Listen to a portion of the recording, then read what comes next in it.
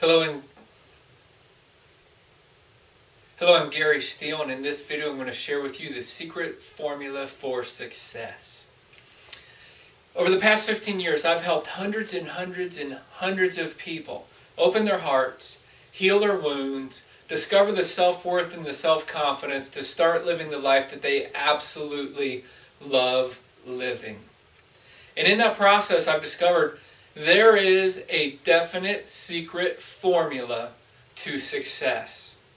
It's real simple, and it is 3 steps, and it works every single time for any level of success. And if all 3 steps are not implemented or used, long-term success does not last.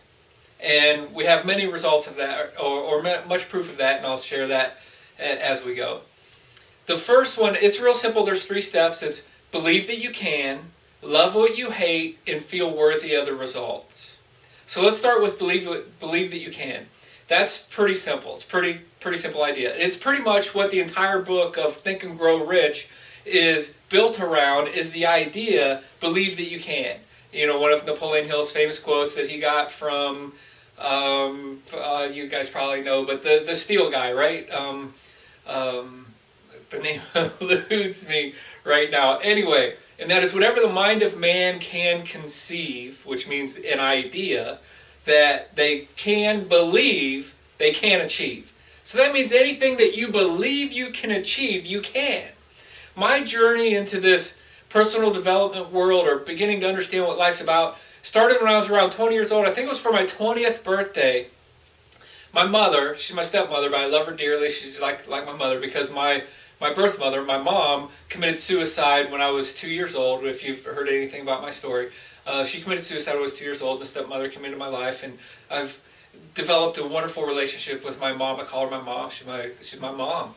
I love her dearly. She gave me a book by Wayne Dyer for my 20th birthday, and it was called "When You Believe It, You'll See It," or "You'll See It When You Believe It." I believe that's the name of the book.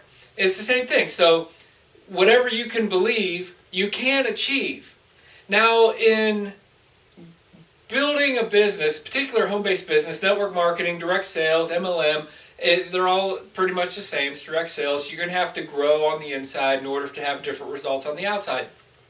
So I love this industry. I mean, the direct sales, network marketing industry, online marketing industry, it is the personal development industry, because in order for your financial results to change in your life, you literally have to do some changing on the inside. In order to keep long-term financial results, you have to do some changing on the inside.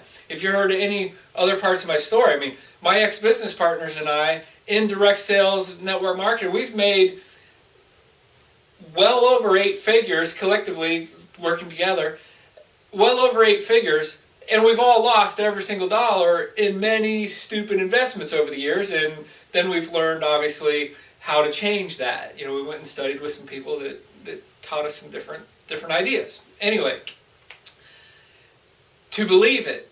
In network marketing, it's pretty simple. If you're in a network marketing company, direct sales, online marketing, anywhere where you're working together with a group, or you have a mentor, somebody that you're looking up to, the believe it part is simple.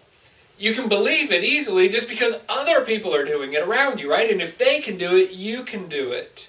So the believe it part is pretty much just for most people. Now, I have processes and techniques that I walk people through so that they can get instant belief and so on. Because you're already doing it. You're just doing it in your own way and in your own form. There's science behind that, and then I walk you through the process on that. But to believe it, just follow, in other words, follow the footsteps that others have already gone. And eventually, since direct sales, network marketing, online marketing, really it's the human connection game.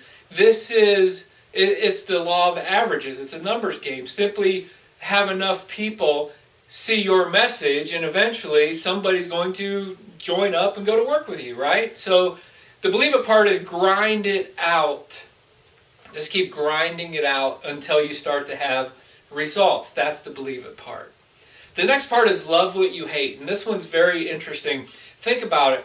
Most of us that I have seen join the network marketing industry, the direct sales industry, online marketing industry, they didn't start out rich.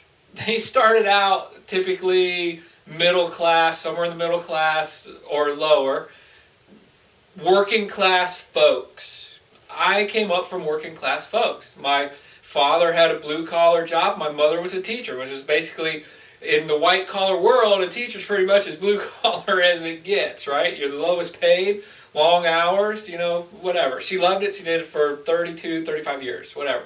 My father, on the other hand, absolutely hated his job, and he hated it for 35 years till he retired.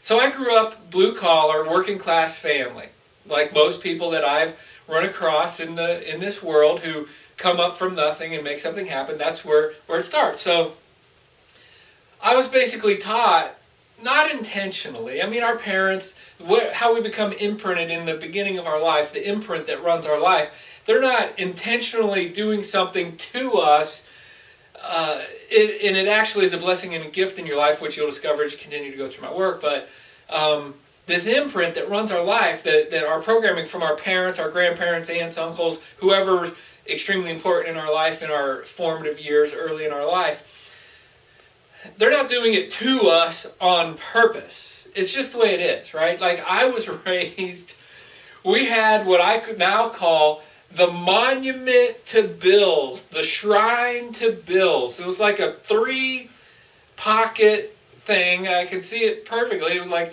turquoise blue. It was plastic. And it just literally had envelopes of bills just hanging off that thing. So they would save bills that were already paid for months and months. And it was like, so the new bills went in there, the paid bills went in there, and it was like this monument to bills. And I can distinctly remember the frustration and aggravation that, whether it was my mother or my father, either one, it didn't matter, when it was time to sit down and pay the bills. They'd have the checkbook there, they'd get out the bills and the grumbling, this and that. It's like we weren't rich, but we weren't poor. Like, we had plenty of food to eat. We always had great Christmases and all that kind of stuff. But really, my parents, though, there just was something about being rich people and salespeople and this kind of stuff, right? So you would hear from them, oh, those rich people, or that salesperson, or this or that. So how does this relate to love what you hate?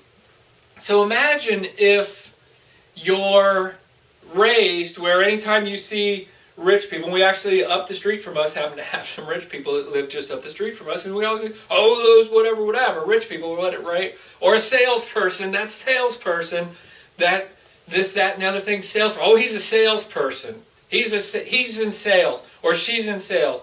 They're a salesperson. So we're actually programmed to, like, hate these people. Not hate them, but hate this. So if you're raised, however you're raised, imprinted on your parents to respond to money and wealth and finances and all that. So if you don't love what you hate, so think about this. If you were raised to not necessarily hate, but not love rich people, are you ever going to become one? If you hate rich people, are you going to become one? Odds are slim, right? If you hate salespeople, are you ever going to make sales? Odds are slim, right? If you're going, oh my God, I hate rich people, are you going to become rich? The odds are very slim on that. So love what you hate. You got to go to work and love the rich person in you. You got to go to work and love the salesperson in you. You got to go to work and love the sorter in you. Which really, if you're in direct sales, network marketing, and so on, you don't want to be a salesperson, you want to be a sorter. You want to sort for people who have the desire to change their life to the same degree that you have the desire to change yours, right? So until you love what you hate, the odds are you're not going to accumulate it into your life. So the belief that you can power through. Believe that you can and start having results. But if you don't love what you hate, as soon as that opportunity goes away, which most of them do, they don't last forever. It's very rare to find one that lasts forever, or a system that's working for you, that's making you money. It's probably not going to last forever, right? There's a constant evolution going on out there. So until you love what you hate, you can power through. Let's say your income stops. Now the amount of money you were making, that's no longer working now. You didn't love the rich person in you. Now deep from within, deep inside you, the imprint of your life that you're imprinted from your parents is going to go to work now again and start running your life. So you're going to bring your finances right back down to plus or minus within a 10% swath of, so it's plus 5, minus 5% of where you grew up, the lifestyle in which you grew up in. You're going to work really, really hard to stay at that level of lifestyle. It's programmed in us, right? So love what you hate. The next one is feel worthy of the results. Again, you can power through by believing. Love what you hate, then you can begin to accumulate more. Feel worthy of the results. In the first place, as you're powering through in your belief level, if you don't feel worthy of the results, you don't feel worthy of it, odds are slim that you're going to make any changes anyway. On the long haul, forget it. If you don't feel worthy on the long journey, the long haul of life, in developing your success and changing your financial results, it's not going to happen because you don't feel worthy of it. You're going to get rid of it as fast as you can. If you make $1 million, you're used to $20,000, $30,000, $50,000 a year. I mean, those are the norms out there in the world. That's what you're used to. All of a sudden, you're making $100,000 plus per year, direct sales and so on. You're going to spend that. You're going to put it in your lifestyle, whatever. You're going to do whatever it takes to not have it because you don't feel worthy of the results. You're going to get rid of it as fast as you can. Now, feel worthy of the results. Again, it's a scientific process that I have, and I'll walk you through. From the start, I'll get you feeling worthy of the results so that you can make more money faster and keep it because you feel worthy of it, right? I'll actually get you to love the parts of yourself that you currently hate so that you can begin to feel more and more worthy of the life that you would love to create as you continue to go through the education with me. Anyway, back to feel worthy of the results. If you study lottery winners, it's somewhere 80, 90%, I think it's 85 to 90%, you guys have probably heard this before, in 3 to 5 years after winning the lottery, they're back as broke or more broke than they were before they won the lottery. This is the one that really got me. Professional athletes, across the board, professional athletes, within in some of those, it's as soon as 18 months, but the average is about 3 years. After their career ends, they're broke. They are filing bankruptcy. Entertainers, movie stars, singers, on and on. So they're basically lottery winners. Those people are basically lottery winners. So what happened? Why did they lose all this money? Why didn't it stick with them? Well, because they didn't love what they hate, and they didn't feel worthy of the results. If they grew up hating rich people, they're certainly not going to be rich. They're going to get rid of it as fast as they can. If they didn't feel worthy of it, if you don't feel worthy of $1 million a year, you're not going to make $1 million a year, and you're not going to keep $1 million a year. You're going to get rid of it as fast as you can. You're going to end up going into more broke than you were than before you started. So the secret formula to success, and I really say it's the secret formula to long-term success, is to believe that you can, love what you hate, and feel worthy of the results.